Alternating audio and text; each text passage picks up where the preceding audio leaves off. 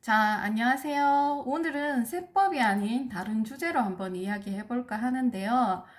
조금 있으면 대선이죠. 그래서 잠시 저도 대선과 정치와 그리고 관련된 세법 이야기를 한번 해보고자 합니다. 저는 5년 전부터 허경영 후보님의 공약에 대해서 관심을 가져왔습니다. 그때 공무원 재직 시절이었었는데 출퇴근 시간이 길다 보니까 하나하나 강의 듣기 시작한 게 그때부터였고요.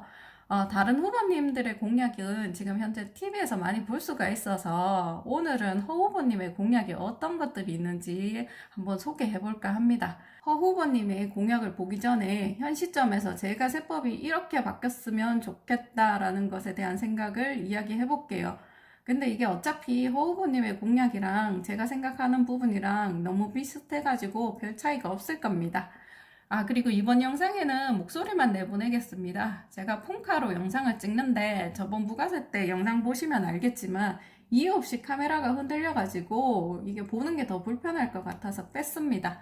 사실 지금 영상을 업로드 시킬 게 있는데 아직 S22가 안 나와가지고 못 사가지고 지금 못 올리고 있는데 빨리 살 수 있었으면 좋겠습니다.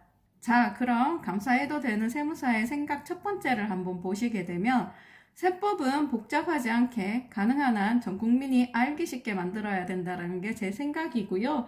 저번에 간이지급조서의 개정에 대해서 제가 한번 말씀드릴 때 이 같은 내용을 한번 말씀드렸었는데 간이지급조서라든지 지급조서, 인건비에 관한 명세서 신고 같은 경우에는 지난 4년간 한 번도 동일한 적이 없었어요. 납세 의무가 국민의 4대 의무라면 지키기 쉽게 만들어야 된다라고 생각하고 그 어느 법보다도 그 법적 안정성이 되게 중요하다라고 생각을 하고 있는데 세법이 이번에 지급조서도 그렇지만 양도세도 엄청 많이 바뀌었고 간이가세 신고도 이번에 한번 바뀌었죠. 그리고 이렇게 세법이 복잡해지고 규제가 생기고 한다 그래서 탈세가 없어지고 공정하게 세금을 거두고 공평하게 세금을 거둘 수 있느냐, 또 그것도 아니라고 생각하거든요. 자, 법이 복잡해지고 규제가 많아질수록 탈세를 억제하는 것도 그렇다고 세부담이 줄어드는 것도 아닙니다. 제가 이거 커뮤니티에 길게 3부로 해서 글을 남겨놨는데 여기에 대해서 뭐 좀 제가 예시를 들어서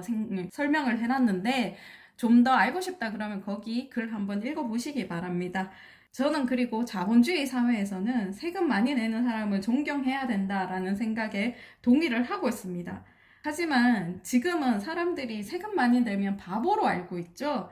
그 이유는 제가 한번 생각을 해봤을 때는 세금이 공정하고 공평하게 세금이 걷어질 때도 공정하고 공평하게 걷어지고 쓰여질 때도 공정하고 공평하게 쓰여진다면 이런 말이 안 나왔을 거라고 생각을 합니다.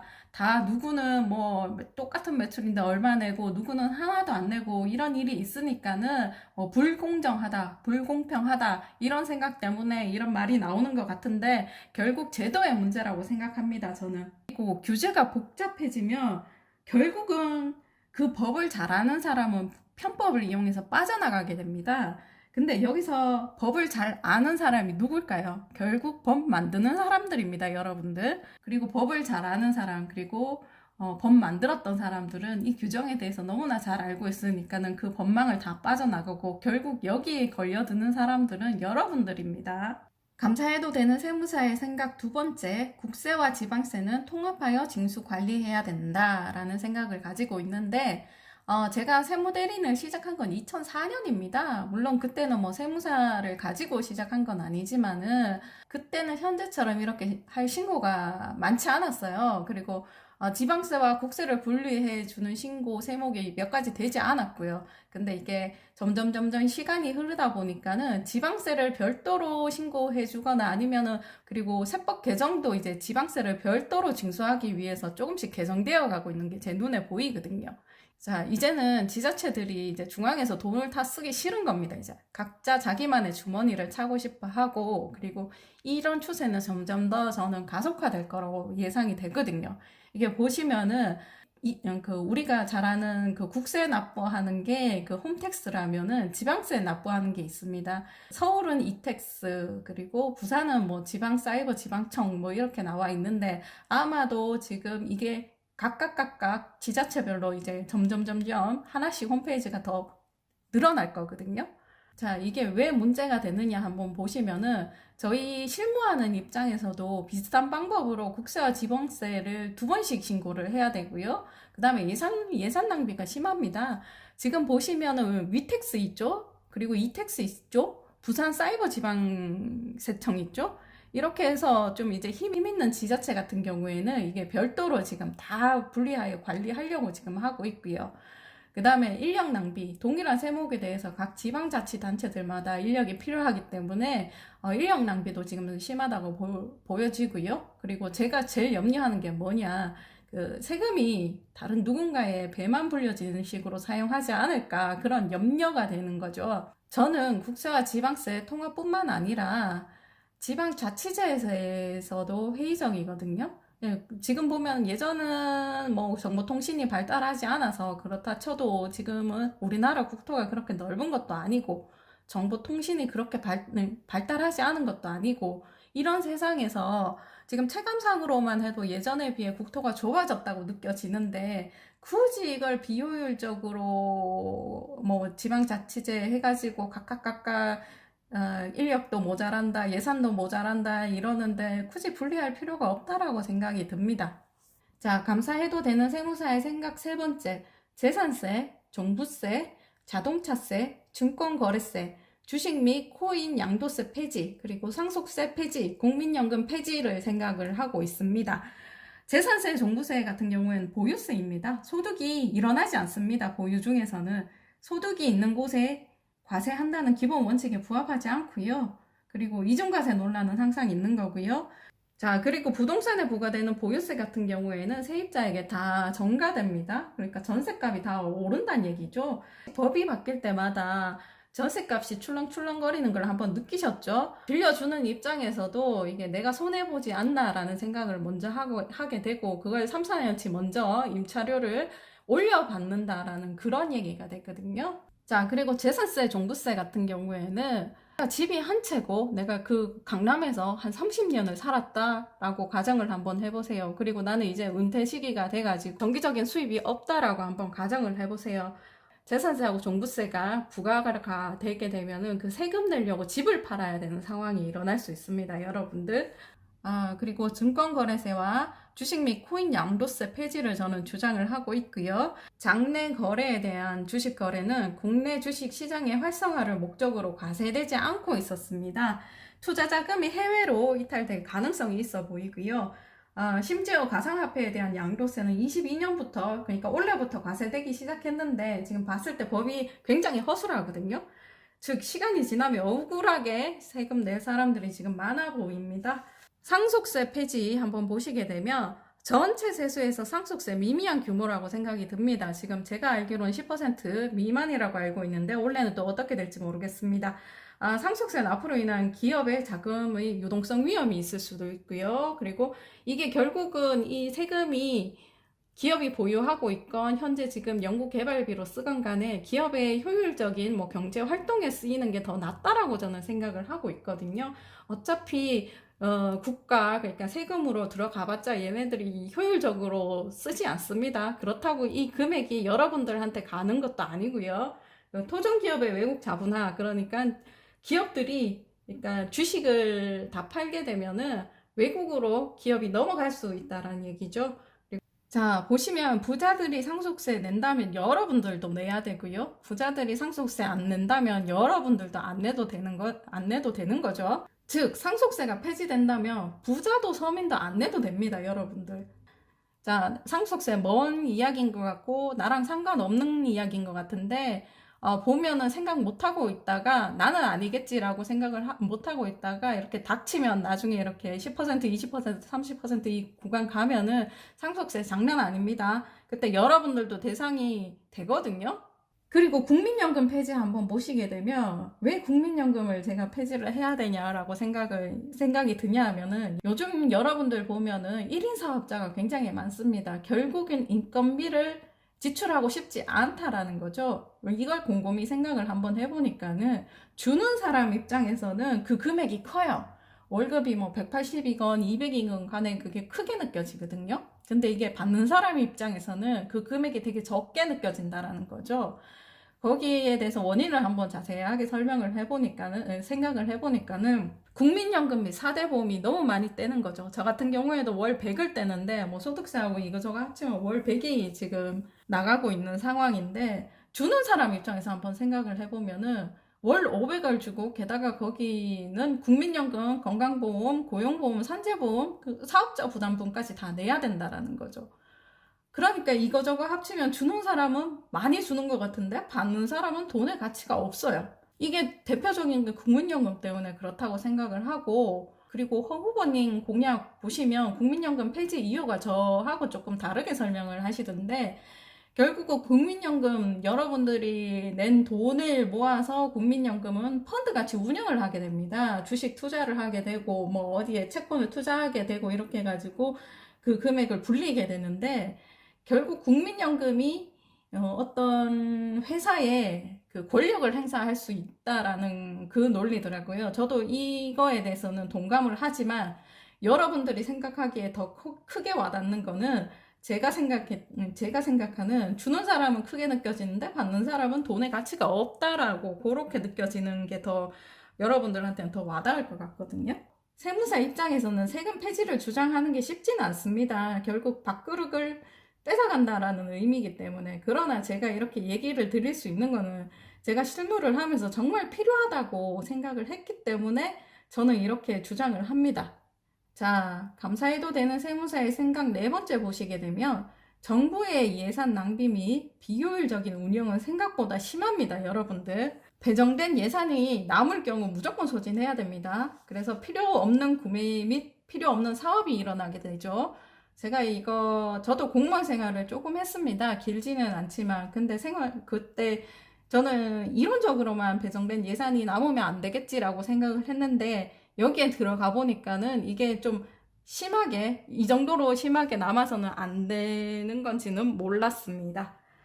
기관 자체가 예산 낭비인 곳도 많다라고 지금 생각이 듭니다. 제가 여러 루트로 듣고 제가 경험하고 그리고 저도 있어 봤고 이러니까는 예산 낭비가 아예 기관을 없앨 정도로 심한 곳도 있구나라는 생각이 듭니다.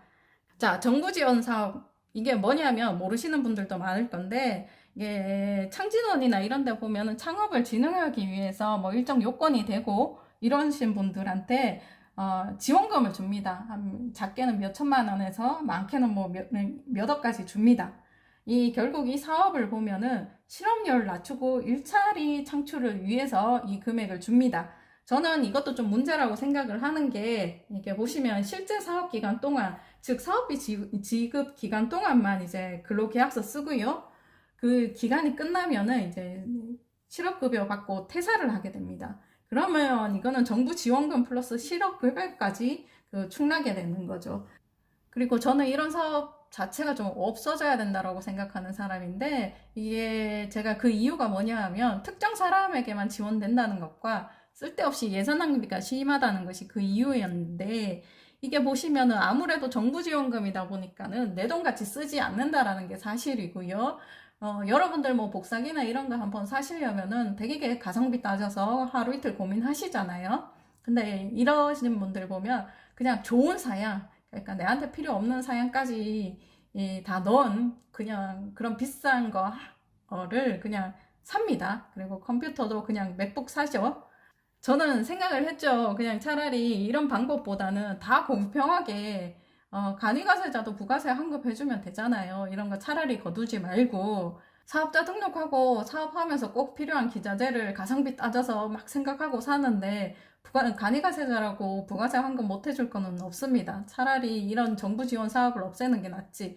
결국은 제가 생각하는 요점은 정부 지원 사업, 그러니까 공짜로 돈을 받게 되면은 비효율적으로 갈 수밖에 없다라고 생각이 들고요. 차라리 사업 현장에서 쓰는 게 더 효율적으로, 같은 돈이라도 효율적으로 쓸 수 있다라는 게 제 생각이거든요. 그리고 저는 아울러 간이가세자 폐지를 주장합니다. 이 이유에 대해서는 저기 간이가세자 개정 영상에 한번 이유를 자세하게 설명을 드렸습니다. 자, 이제 그러면 허 후보님의 정책에 대해서 한번 살펴보도록 하겠습니다.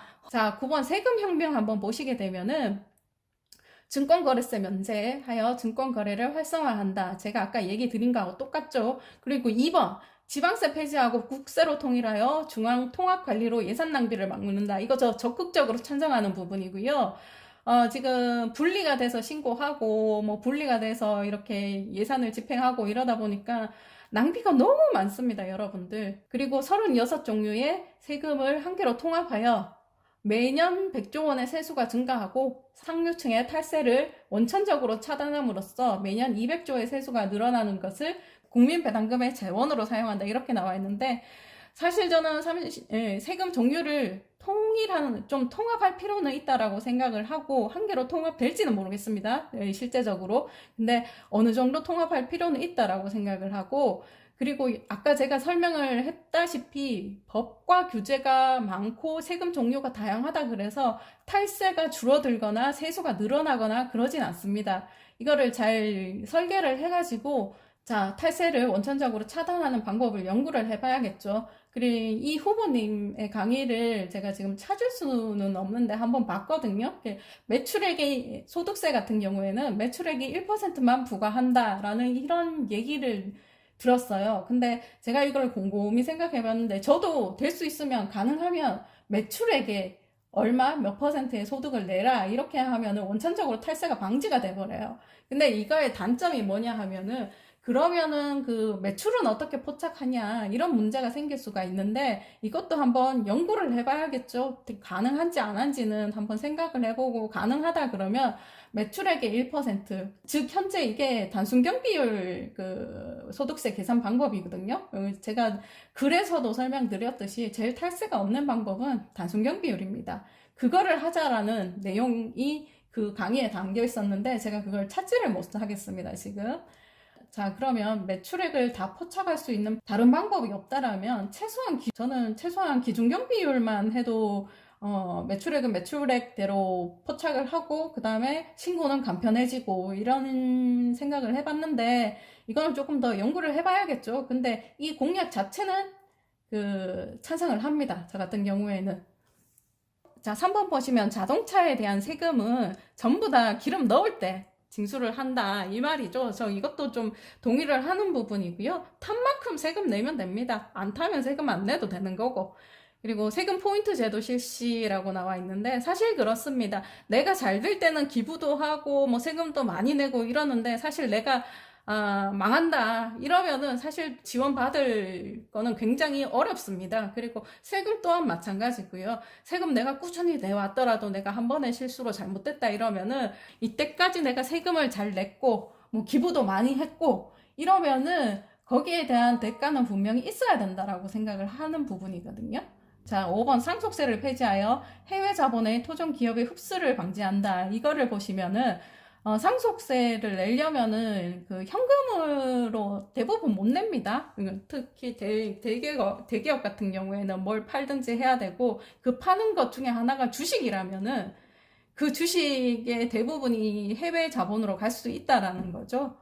자, 경영권이라든가 이런 게 문제가 생길 수가 있는 거죠.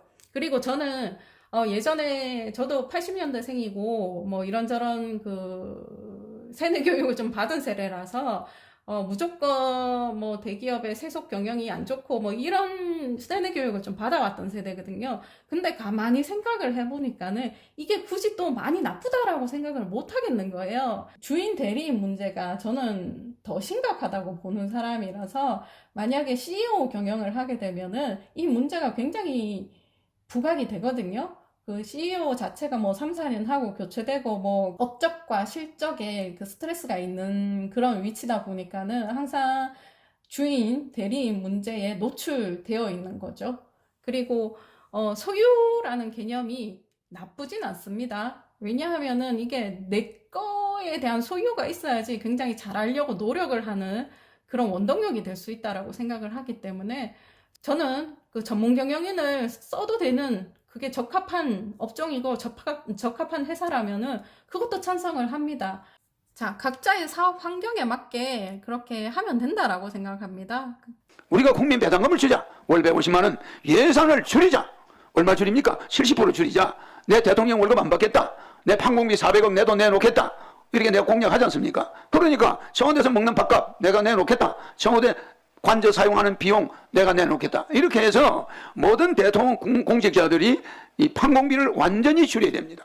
왜? 국민들은 지금 굶어 죽어가고 있는데 무슨 공무원들은 무슨 철밥통이 아니잖아요. 이러니까 판공비를 거의 줄이고 성인지 예산 32조, 남녀 평등 위해서 32조가 필요합니까? 그런 거 다 없앱니다. 그래서 여성부도 없어지지만 또 하나 국방비가 50조인데 저출산 해결한다고 1년에 45조를 써요. 이런 예산이 전부 이 문제가 많습니다. 산모에게 1억 6천만 원씩 돌아가는 돈인데 산모한테는 돈 주지 않습니다. 누가 해놨습니까? 그래서 옛날에는 어린애 10명에 노인이 하나였는데 지금은 노인 10명에 어린애가 하나입니다. 앞으로 30년 후에 우리나라 대학의 입학생은 없습니다. 그러면 나라가 어떻게 됩니까? 여러분들은 지금 제정신이 아니에요. 여야 국회의원들 지금 제정신이 아닙니다. 만약에 연립정부를 했는데도 150만 원 국민 배당금을 통과 안 시켜준다. 그러면 국회의원들 전부 경제비상계엄을 선포해서 정신교육대 보냅니다. 전혀 그런 거 걱정하지 마세요. 오히려 유엔 사무총장이 어떤 사람이 기용되느냐? 전혀 힘이 없고 가장 약소국가. 그것이 중재적 역할을 한다 해서 우리 한반도에 있는 분도 한번 한국 사람도 한번 유엔 사무총장을 했죠. 우리가 무슨 파워가 있어서 했습니까? 이와 같이 아무 국회의 의석이 없는 허경영만이 혁명이 가능하다. 어떤 혁명이냐? 연립정부 혁명의 중재자로서 관리자로서 충분히 할 수 있다. 그렇게 생각합니다. 그런 점 염려는 전혀 하지 않아도 됩니다. 만약에 그 예산을 통과해 주지 않는다. 그럼 국민들이 1억 받는 것은 제가 대통령이 되면 2개월 안에 대통령 긴급재정 명령권으로 헌법 76조 1항, 2항, 3항으로 해결합니다. 국회 결의를 받을 필요 없죠. 그러나 매월 150만 원 주는 거라든지 결혼하면 3억을 주는 거라든지 노인수당을 매월 70만 원 준다든지 이런 것들은 65세 이상 노인에게 70만 원씩 준다는 거 이런 것들은 국회를 통과해야 됩니다. 이럴 때 국민들이 국회에서 계속 부결이 된다? 국민들이 저보고 저는 국민투표를 적극 실시할 겁니다. 국민투표에서 80% 이상이 국회 정신교육대 보내라. 새로 한 100명 뽑아가지고 이거 좀 통과해다오. 뭐 이러면 할 수 없죠. 그게 바로 혁명입니다. 정치혁명입니다. 우리 존경하는 우리 배병유 경제통을 대표님, 제가 그 경제적인 걸 많이 우리 배 회장이 그걸 많이 봤습니다만은 뭐 우리나라 경제계 원로인데 그런 지나간 사고로는 대한민국 경제에 살릴 수 없습니다. 우리는 북쪽으로 나가야 됩니다. 우리는 시베리아로 나가야 되고 몽골로 나가야 됩니다. 우리 권은희 박사님 차례입니다. 네. 우리나라의 지금 가장 큰 문제는 저는 저출산 문제라고 생각합니다. 조금 전에 이제 뭐 저출산 관련하셔도 하셨지만 뭐 1년에 진짜 수십조를 퍼붓고 있습니다. 그런데 실제로 결과는 점점 낮아져서 지금 0.81명 아닙니까? 그런데 코로나가 장기화되면은 25년까지 0.52명으로 추락할 거라고 지금 그 정도 예상도 하고 있습니다. 그런데 대부분의 정책이 지원금, 당뇨금을 주는 겁니다. 저는 여태까지 우리가 해왔던 정책이죠. 이런 정책은 안 된다고 보고 사회 시스템을 남녀가 같이 일과 가정을 양립할 수 있는 그런 제도나 정책이 필요하다고 생각합니다. 거기에 대해서 좀 말씀을 해주세요. 네, 근데 지금 의원님이 말씀하시는 그대로 그런 걱정이 있을 수 있습니다. 그러나 저는 국가 예산이 70% 정도가 이명박 대통령 때 국가 예산이 200조였습니다. 근데 박근혜 때 380조. 이게 예산이 연간 23%씩 불어나더니 문재인 대통령 때 610조입니다. 제가 대통령 되면 임기 5년 동안의 예산은 1000조가 됩니다. 1000조. 국가 예산을 1000조로 봤을 때 70%, 300조만 국가가 써도 이명박 대통령 때 국가 예산 200조가 거기서 40%가 복지 예산입니다. 실제 국가는 얼마 못 썼습니다. 120조 정도 썼어요. 그러면 우리나라 살림이라는 게 150조면 뒤집어 씁니다. 거짓말 하는 게 아닙니다. 여러분들 생각과 제 생각이 다른 거예요. 여러분들 국회의원들 월급 다 받고, 그거 뭐 다 이것저것 해외여행 가고, 시의원들, 구의원들 해외여행비까지 주고, 여야 대통령 후보한테 500억씩 주고, 이런 나라는 세계에서 없습니다. 그 국회 예산 결산하는 분들은 뭐 하는 분들입니까? 제 말은 얼마든지 예산은 축소될 수가 있고, 옛날에 이명박 대통령이 있을 때 긴축 그때로 돌아갈 수가 있습니다. 그래서 우리 국민이 배고픈데 국가는 배 안 고프겠다? 그건 안 됩니다. 저는 대한민국 긴축재정 시대로 들어갑니다. 그러면서 불필요한 건축은 지방 예산을 집행권을 중앙에서 다 가져옵니다. 지방세 없앱니다. 국세로 바꿨습니다. 전부 해서 저는 그것을 국가가 예산을 중앙에서 통과를 집행하기 때문에 지방에서 공사를 하나 하는 것도 국가에서 결제를 받아야 됩니다. 살림살이가 달라집니다. 예산 남아납니다. 네, 후보님. 제 질문은요. 예산을 써서 하는 거는 별로 실효성이 지금 없다. 근데 그러니까 사회 제도를 가지고 예. 우리 지금 모 의원님이 말씀하는 대로 그런 사회 제도를 자꾸 바꾼다고 그러는데 그게 마침 출산에서 나타나요. 이거 연간 45조를 가지고 저출산을 맨날 시스템을 연구합니다. 그런데 인구는 점점 0.8, 0.7로 내려갑니다. 이 무슨 말씀이냐면은 연구하지 마세요. 절대 연구하지 마시고 산모한테 그냥 주세요. 1억 6천씩.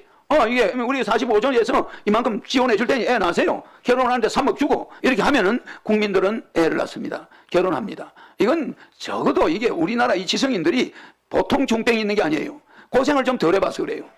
정말 여러분들 피눈물 나는 생활비에 찌들리고 700만 명이 지금 파산 직전에 가 있고 많은 소상공인들이 영업시간 제한을 받고 어림에 처해 있습니다. 그리고 전부 마이너스 통장이에요. 대부분 2천만 명의 근로자가 월급을 받으면 그 달부로 적자입니다. 그냥 하루 만에 다 나가는데 아버지 어머니 핸드폰, 장인 장모 핸드폰 요금, 뭐 아들 딸 핸드폰 요금, 부인 핸드폰 요금, 핸드폰 요금만도 돈이 적게 나가는 게 아닙니다. 뭐 여러 가지를 계산하다 보면은 월급 봉투가 그저 남아나질 않아요. 몇백만 원이.